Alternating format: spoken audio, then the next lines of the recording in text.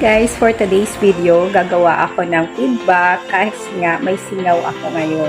Yung singaw or mouth sore, canker sore, or yung singaw, yung meron ako ngayon. So, may na-discover ako at nabasa na gamot na pwede effective sa singaw. So, let's try this.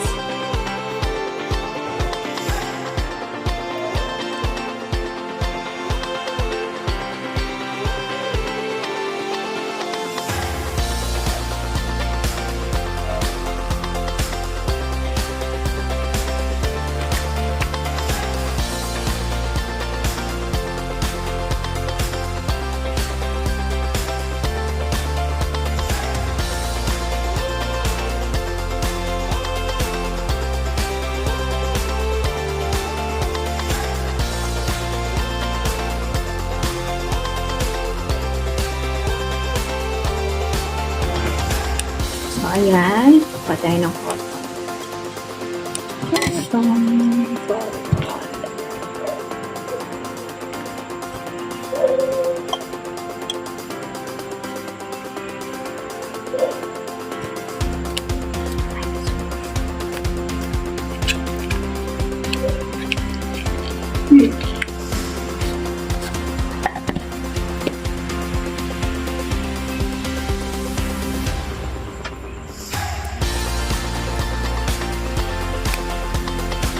Pen lang natin siya.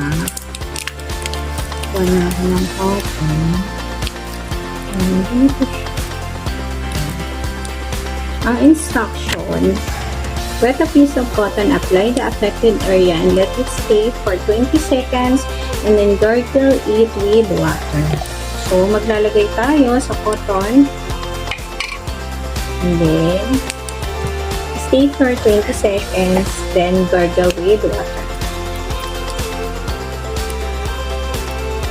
So, ganito pala yung seal niya. Ganyan. So, remove lang natin.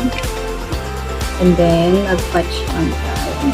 Wet ang tayo ng konting-konti. Ayan. Then, takpan natin ulit. Then, andito yung singaw ko. So, lalagay na ako. Ang sakit na.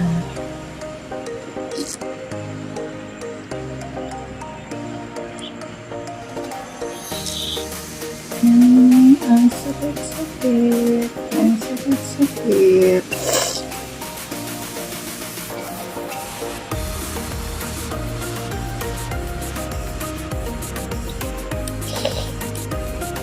Ang sakit-sakit.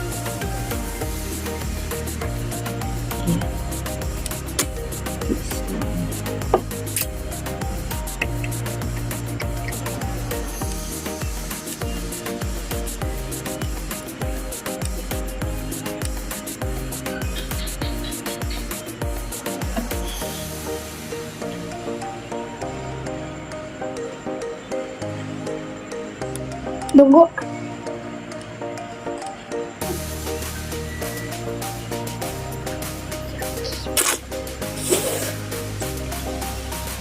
So, ayun guys. Medyo tiis ganda lang sa haplet.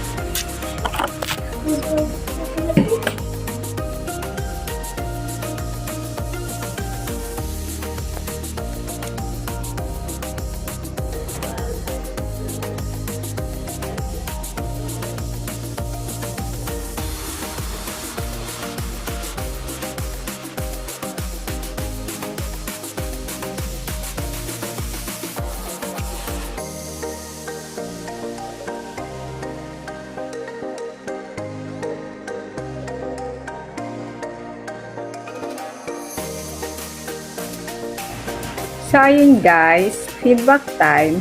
Ang naramdaman ko lang sa pagpahid itong nakita ko nga sa Lazada is pagdampi mo, sobrang hapdi.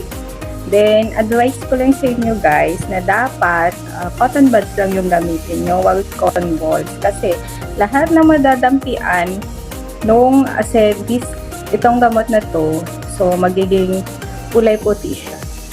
So, kasi nga may acetic acid siya. So, yun dapat, cotton buds, dampian lang yung affected area.